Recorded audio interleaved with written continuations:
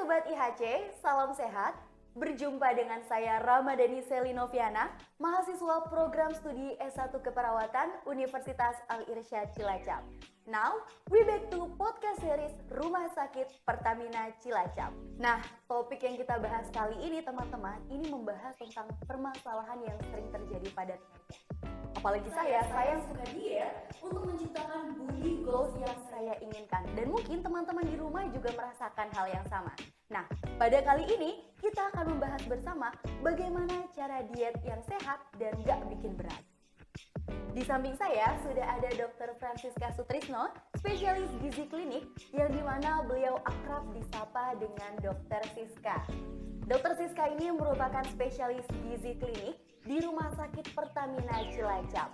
Dan dalam kesempatan pada hari ini, beliau akan menyampaikan dan memberikan informasi bagaimana cara melaksanakan diet yang sehat dan gak bikin berat. Langsung saja kita sapa. Halo Dr. Siska. Halo, ya. Dokter, gimana kabarnya dokter? Baik, sehat Oke, juga. syukur. Ya. Dokter dalam keadaan sehat. Kira-kira akhir-akhir ini kesibukannya apa nih dok? Sibuk di rumah sakit ya, ketemu pasien di rumah sakit. Gitu. Oke. Untuk hobi dokter sendiri itu apa ya dok? Hobi saya berolahraga sih salah satunya.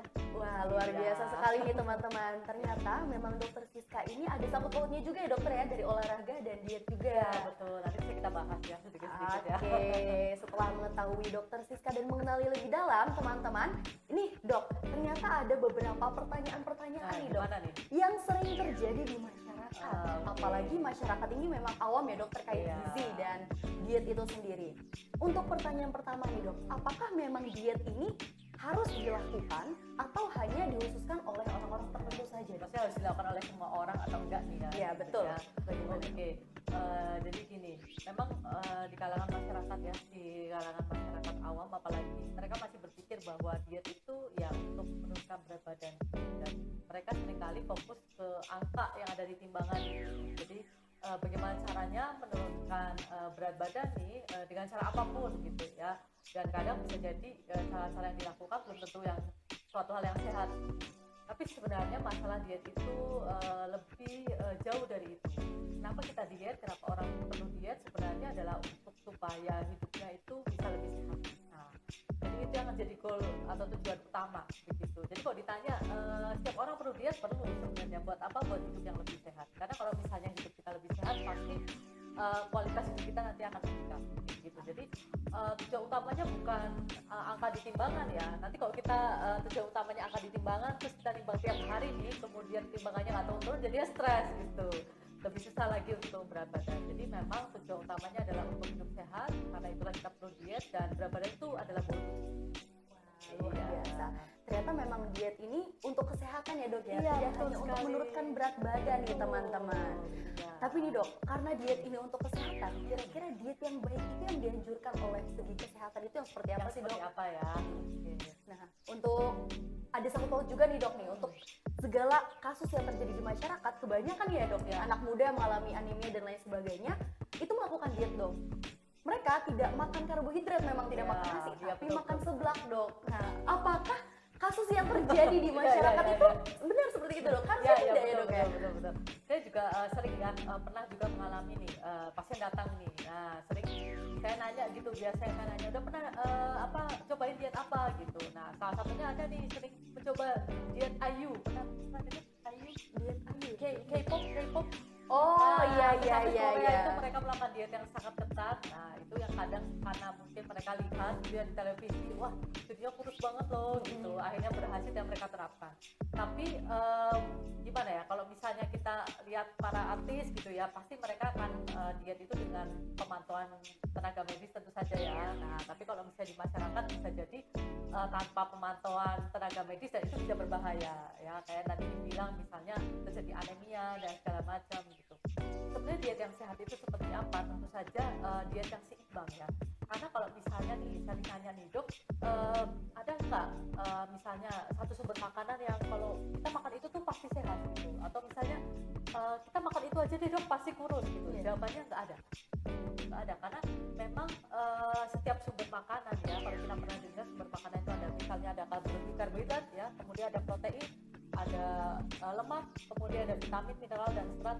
Semuanya itu punya perannya masing-masing dan memang bekerja sama bersinergi untuk tubuh kita gitu. Jadi nggak bisa misalnya kita mau diet kita hanya makan sayur dong gitu, kayak tadi yang dibilang ya, misalnya diet tanpa nasi, tanpa karbo nih, nggak bisa karena semuanya itu punya perannya sendiri kayak gitu. Wah, luar biasa banget nih dok. Ternyata memang seperti itu teman-teman. Apapun yang terjadi, memang kita membutuhkan gizi yang seimbang ya dok ya. Sekali. Sesuai dengan porsi, sesuai dengan apa yang kita butuhkan. Iya, seperti betul. itu. Selanjutnya nih dok, Ya, kira-kira gimana sih dok cara untuk menerapkan diet yang sehat dan benar dok? Oke, ya. Karena di masyarakat ini masih ini ya, mereka masih banyak suka menerapkan diet yang asal-asalan gitu ya. Kadang hanya sekedar mendengar nih misalnya di si A atau mungkin ada selebgram misal Pampe dan ternyata berhasil tanpa mereka tahu itu sebenarnya diet apa dan mereka terapkan sendiri.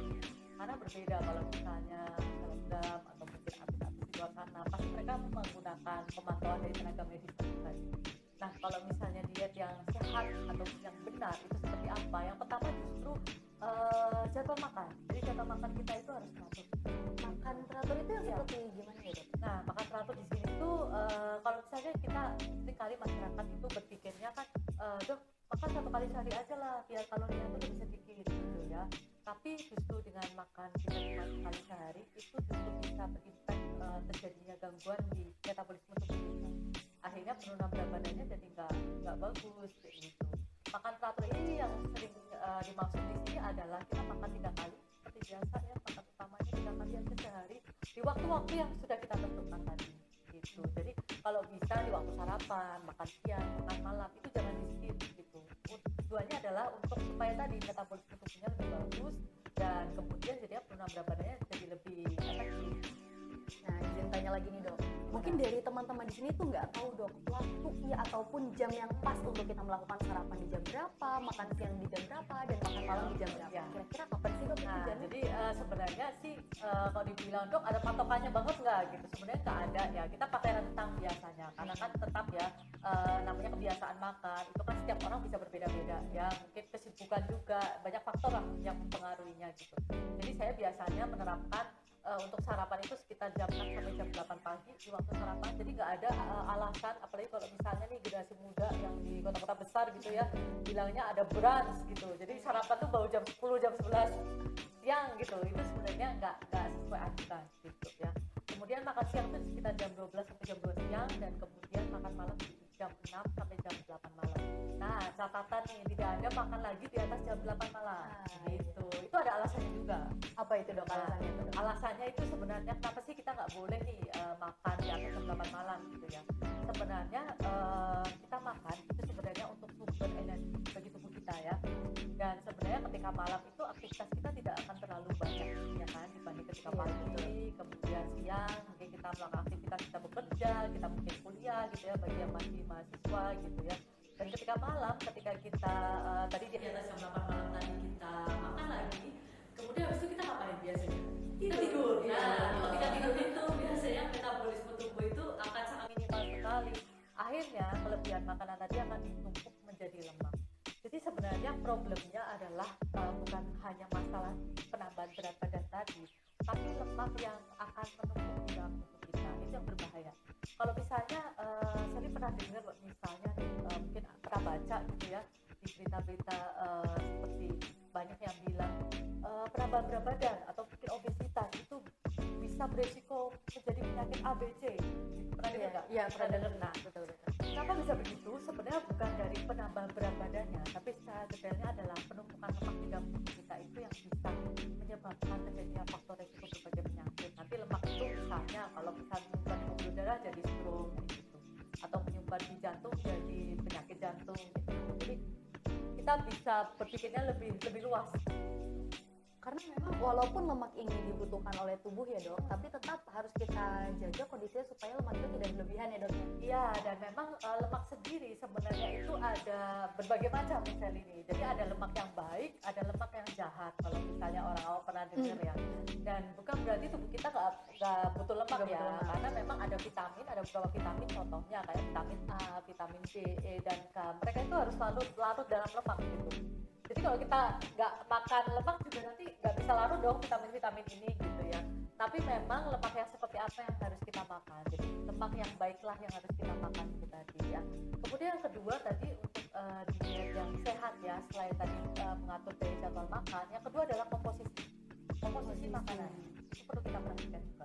Komposisi makanan yang baik itu yang seperti apa sih, Dok? Nah, jadi kadang ada orang yang misal jadwalnya sudah oke, tapi makannya masih ngawur nih, semua jenis makanan dia makan nih. Nah, itu juga jadinya nggak efektif, dietnya jadi nggak sehat gitu. Seperti apa yang tadi saya sempat singgung juga ya. Jadi kalau misalnya Selina ya sama saya, Dok, ada nggak nih satu bahan makanan yang kalau kita makan itu kita pasti sehat misalnya ya, atau kita pasti kurus? Jawabannya sebenarnya nggak ada, karena sumber makanan itu mereka saling bersinergi gitu. Jadi kalau kita pernah dengar ya, sumber makanan ada seperti karbohidrat, protein, vitamin, lemak, mineral, serat, itu semua saling bekerja sama untuk tubuh kita gitu. Jadi untuk komposisi yang baik adalah yang memang seimbang gitu. Kita harus makan bervariasi dalam satu kali makan. Nah, kalau misalnya ditanya lagi, pernah nggak nih dengar kayak pertanyaan nasi itu bikin gemuk atau enggak? Iya, Ya, Dok, itu sering banget terjadi banget itu, ya. Dok. Iya, Bahkan betul. generasi muda kadang rela bela-belain nggak makan nasi nih. Iya, bener ya? betul. Nggak makan nasi. Bahkan saya tuh selalu bilang gitu sama pasien saya, aduh kasihan banget nasi ini selalu dikambing hitamkan, bikin gemuk gitu ya.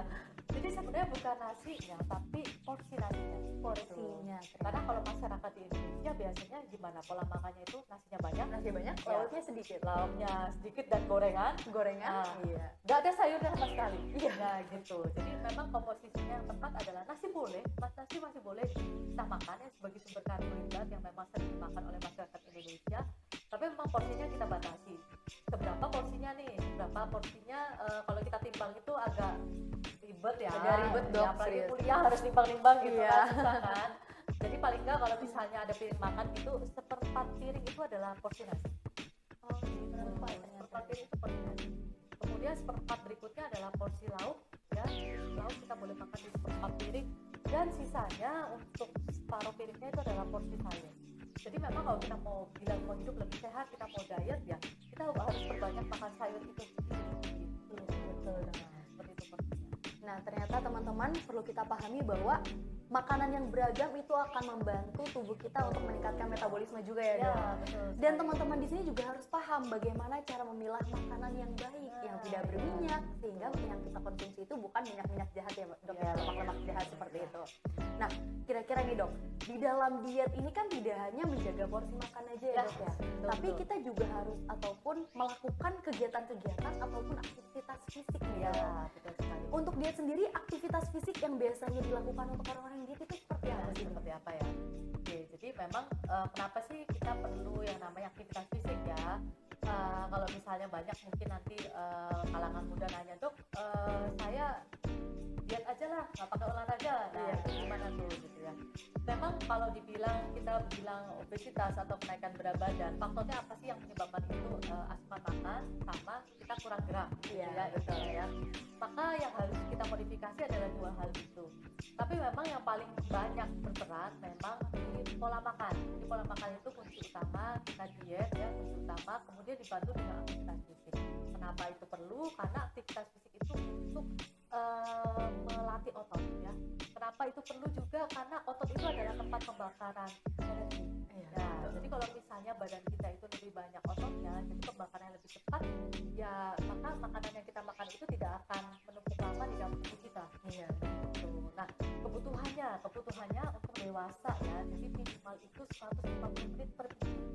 Per minggu ya, Dok? 150 menit per minggu.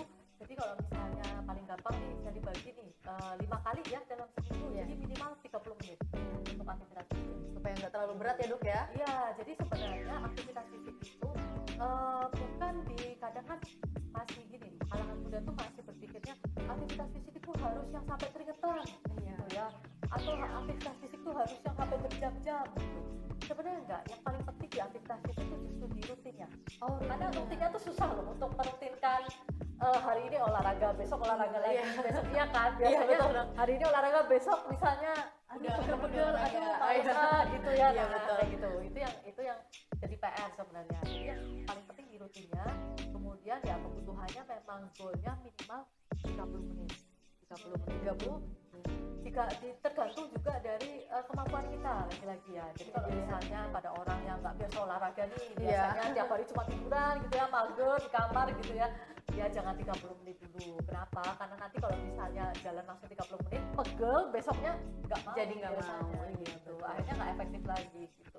Jadi dimulai aja bertahap, nggak ada masalah. Yang penting ikhtiarnya dulu. Jadi mulai 10 menit, misal hari ini, besok naikin 15 menit ya, sampai kita bisa mencapai goal 30 menit tadi gitu. 150 menit per minggu nih dok. Minimal ya, minimal. Oh, itu untuk orang dewasa ya dok ya? Untuk orang dewasa. Nah dok, kira-kira untuk kan kadang kalau misalkan saya pribadi ya dok ya, di saat melakukan olahraga, oh belum keringetan, oh berarti lemak saya belum kebakar. Tapi apakah jadi keringat itu ya dok ya? Ada sangkut pautnya sama pembakaran lemak, jadi semakin banyak keringat, berarti lemak saya semakin berkurang gitu dok. Itu benar nggak sih dok kayak gitu? Sebenarnya enggak ya. Jadi memang bukan diukur dari banyaknya keringat yang keluar gitu, tapi diukur tadi dari kebutuhan kita, yaitu 30 menit tadi. Kemudian olahraga apa yang dilakukan? Karena olahraga atau aktivitas fisik itu ada beberapa tipe. Jadi ada yang tipikalnya cardio activity ya, maksudnya cardio activity adalah olahraga di mana ketika olahraga itu semua otot kita bergerak. Contohnya nih seperti jalan, kemudian lari, kemudian senam, aerobik, zumba, kemudian bersepeda, kemudian berenang. Nah itu maksudnya cardio activity. Memang untuk diet ya kita lebih fokus ke cardio activity tadi supaya lebih efektif ya untuk terjadinya pembakaran lemak gitu. Nah tipe olahraga yang lain, contohnya kayak misalnya angkat beban ya, atau mungkin sit up, nge-gym dan segala macam, bukan berarti tidak boleh, tapi dia lebih fokusnya memang melatih beberapa regio otot. Misal kayak kalau kita hanya latihan angkat beban yang misal di tangan ya berarti hanya otot tangan saja, atau sit up berarti hanya otot perut saja, berarti yang otot yang lain tidak terlatih gitu. Dan biasanya memang kalau kita mau latihan gym atau latihan angkat beban itu aturannya di luar kebutuhan yang 150 menit per minggu tadi. Oh itu di luar dong? Itu di luar itu. Oh. Kalau mau efektif ya, mau efektif untuk diet nih, untuk bisa menurunkan berat badan. Ini dok, mungkin ada beberapa kasus juga ya dok ya yang terjadi khususnya di dunia remaja nih dok. Kadang kan kita mengesampingkan terkait obesitas deh dok. Ya. Ini kita tertuju pada orang-orang yang memang terlalu kurus tuh. Iya. Kadang terlalu kurus ini kan mereka melakukan gym supaya badannya lebih berisik. Betul ya. Nah berarti itu memang ya kan dari segi ototnya dok, tetap harus ada asupan juga dok untuk orang-orang yang kurus dan mau badannya besar. Orang yang kurus nih ya, karena memang cakupan gizi itu luas ya. Iya betul banget dok. Cuma masalah perkara obesitas aja, perkara underweight aja itu juga jadi masalah ya. Karena kalau misalnya kita berat badannya terlalu kurus, salah satu contohnya misalnya jadi sistem imunnya jadi menurun, gampang sakit misal, nah itu juga jadi problem gitu. Kalau untuk dietnya iya, jadi kenapa memang tadi saya bilang semua orang butuh diet ya, untuk underweight iya memang butuh diet juga, cuma pasti cakupan dietnya itu berbeda dengan orang yang misal orang yang dengan berat badannya normal atau dengan yang obesitas tadi ya. Betul. Untuk yang misalnya orangnya kurus nih, tetap boleh makan nasi yang mungkin porsinya pasti lebih banyak ya daripada overweight atau yang berat badannya normal ya. Kalau tadi kita idealnya kita pakai piring, masih bisa sepertiga piring, kalau mereka seperempat ya, ini sepertiga, kemudian sepertiganya itu untuk lauk, jadi lauknya tetap diperbanyak, jadi butuh protein yang lebih banyak karena untuk orang-orang yang kurus ini butuh meningkatkan massa otot tadi ya. Jadi massa otot bisa ditingkatkan tidak hanya dari latihan saja tapi dari asupan protein, dan sumber makanan yang proteinnya paling tinggi ya memang di lauk tadi itu gitu. Kemudian sepertiga berikutnya itu adalah sayur, tetap butuh konsumsi sayur juga gitu. Nih teman-teman, luar biasa banget kan, ternyata yang dibahas kali ini tidak hanya overweight aja ya dok ya, tapi juga lost weight juga untuk teman-teman yang pengen gendut atau teman-teman yang pengen kurus juga kita bahas di sini ya dok ya bareng-bareng. Nah kira-kira ya dok ya, kan tadi sudah disampaikan ya oleh dokter berapa jumlah ataupun kebutuhan aktivitas fisik yang dianjurkan, tadi sekitar 150 menit per minggunya. Kira-kira untuk teman-teman yang mohon maaf nih dok ya, yang kurang berminat untuk olahraga ya dok ya, bagi orang-orang yang suka rebahan ya, siapa tahu teman-teman ada yang nonton di sini. Olahraga yang baik itu yang jenisnya seperti apa sih dok? Apakah yoga atau yang lainnya ya dok? Nah kalau pemilihan jenis olahraganya ya sebenarnya tetap disesuaikan dengan kita, karena setiap orang itu punya kesukaan Ya, jadi nggak boleh kita paksakan harus lari nih, nggak juga gitu. Tapi yang penting tadi lebih fokus ke cardio activity. Mungkin ada orang yang mungkin teman-teman mungkin lebih prefer yoga, nggak ada masalah karena yoga itu masuk ke dalam senam ya. Jadi senam tuh bisa pilates, bisa yoga, bisa zumba, bisa aerobik misalnya. Atau kita mau jalan. Jadi sebenarnya nggak perlu juga harus dengan lari harus sebenarnya. Jalan itu nggak masalah, walaupun tadi yang dibilang tidak keringetan dong, nggak apa-apa. Memang fokus kita bukan di banyak keringet atau enggaknya, tapi di goal waktunya tadi.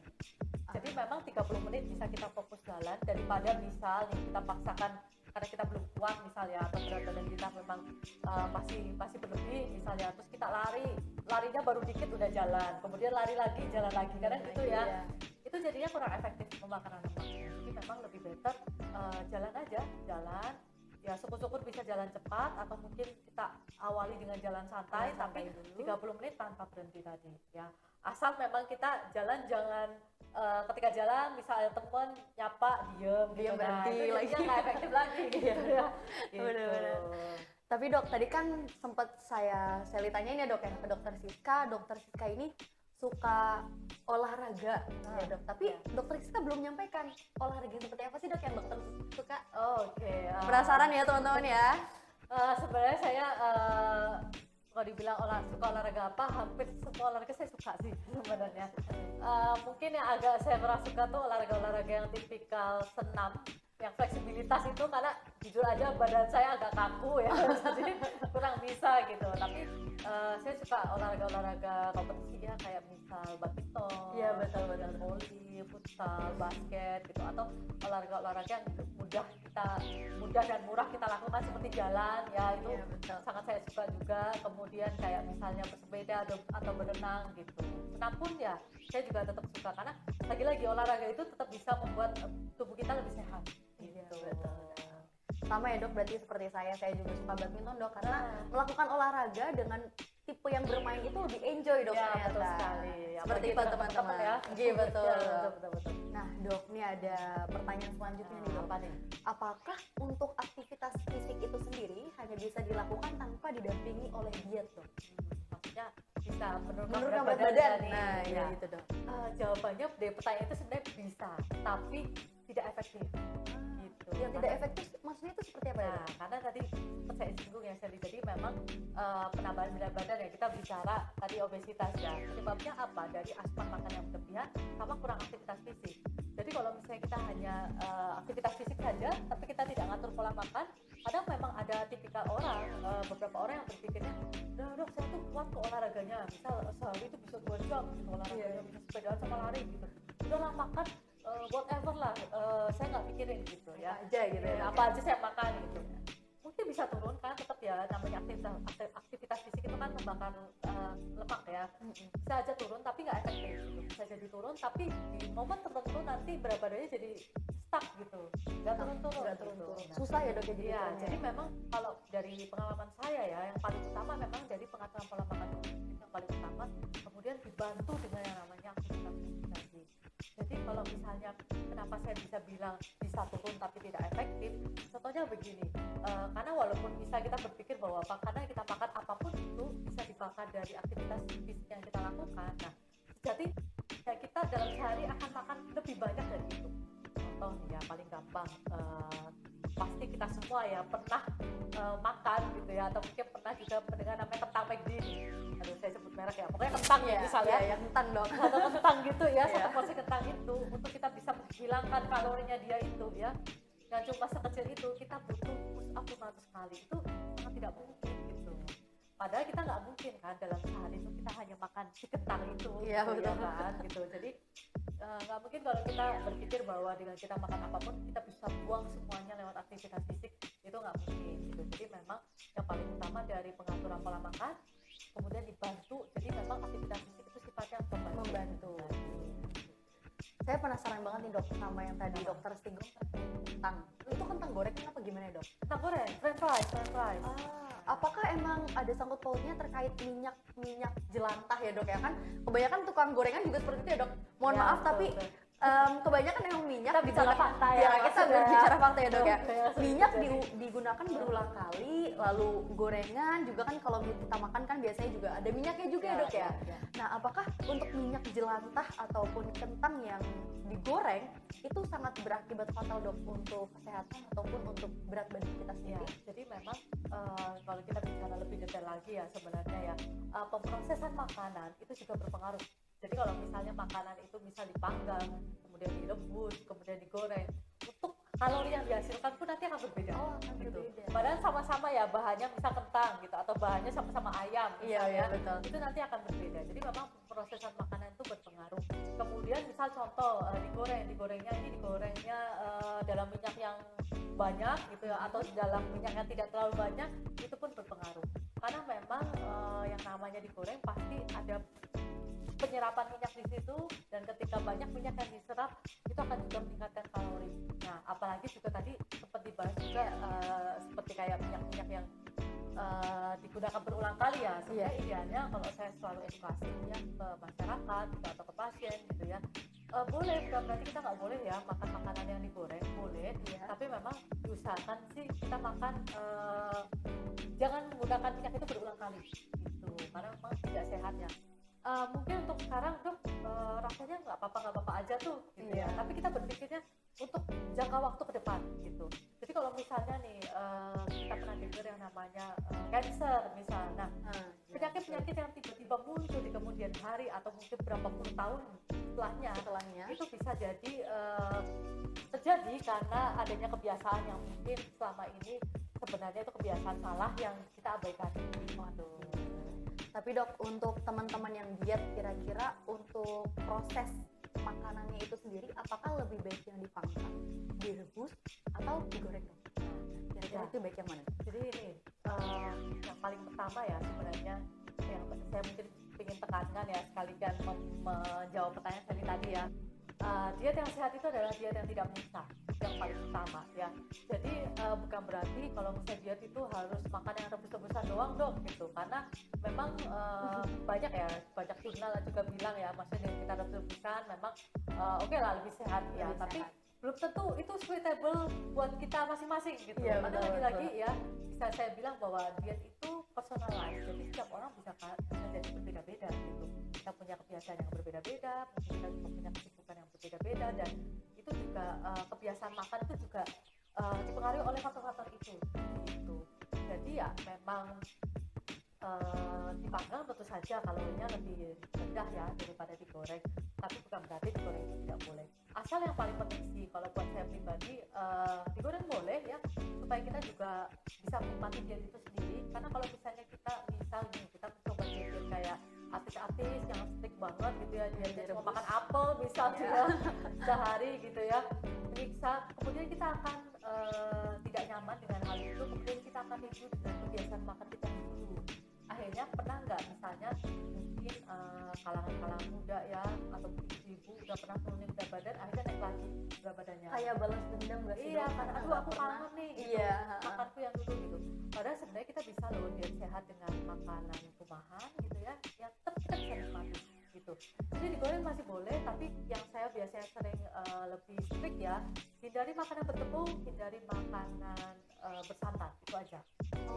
Tapi kita tetap bisa makan yang goreng ya, bisa kayak, jadi kita diet sehat itu kita lebih bisa modifikasi, lebih bisa memilih ya. Jadi mulai sekarang nih bisa lebih pilih, oh iya saya kalau makan itu harus lebih banyak sayurnya misal, kemudian lebih bisa memilih, oh iya saya kalau makan tempe aja deh, jangan mendoan misal. Iya, gitu. betul. Kenapa begitu? Karena tepung itu dia bisa menyerap minyak lebih banyak, jadi kalorinya yang kita makan juga jadi lebih banyak, padahal bahannya sama-sama tempe nih. Iya betul dok. Gitu, itu yang kadang kita lupa.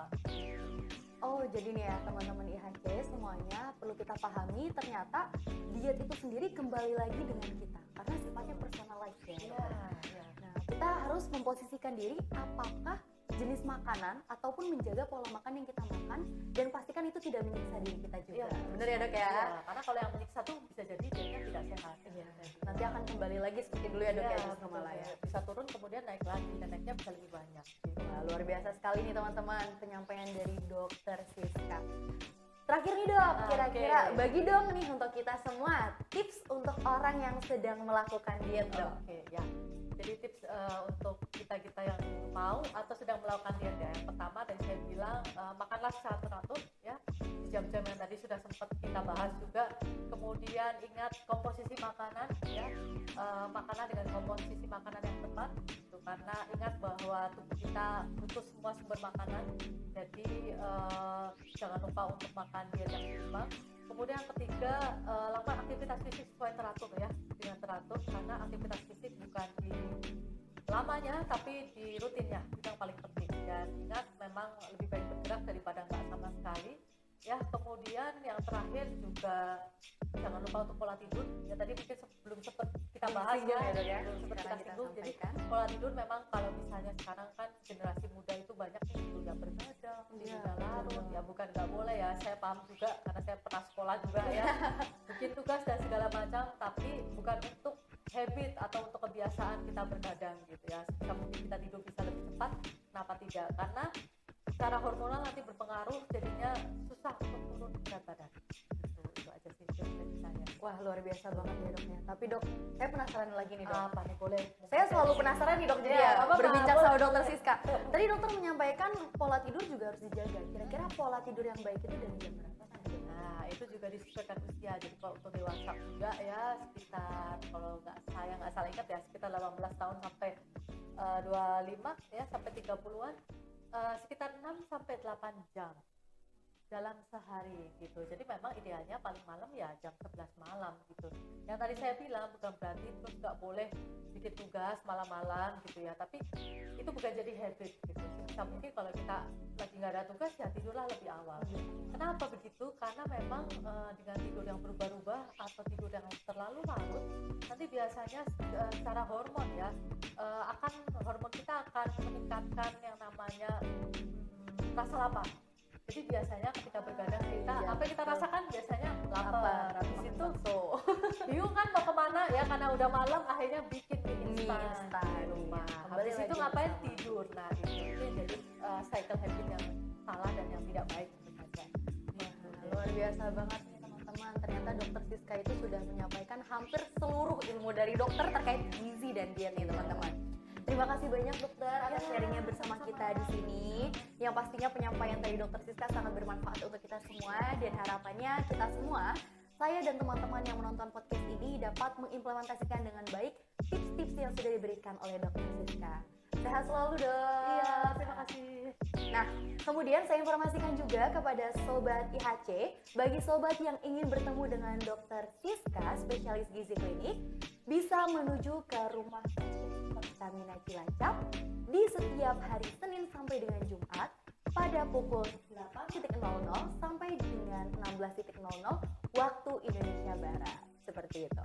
Nah, pada podcast kali ini, kita berkolaborasi dengan Universitas Al-Irsyad Cilacap. Jadi, pastikan Sobat IHC sudah follow Instagram dan subscribe YouTube RS Pertamina Cilacap dan Universitas Al-Irsyad Cilacap supaya mendapatkan konten ataupun podcast edukasi lainnya. Betul ya, Dok? Iya, betul sekali. Ya, jangan lupa ya teman-teman, karena Universitas Al-Irsyad Cilacap, go inspiring, go learning, go nice. Saya Ramadhani Selinoviana, Dan saya Dr. Sandra Sutisno, spesialis gizi klinik. pamit undur diri. Salam sehat dan sampai jumpa.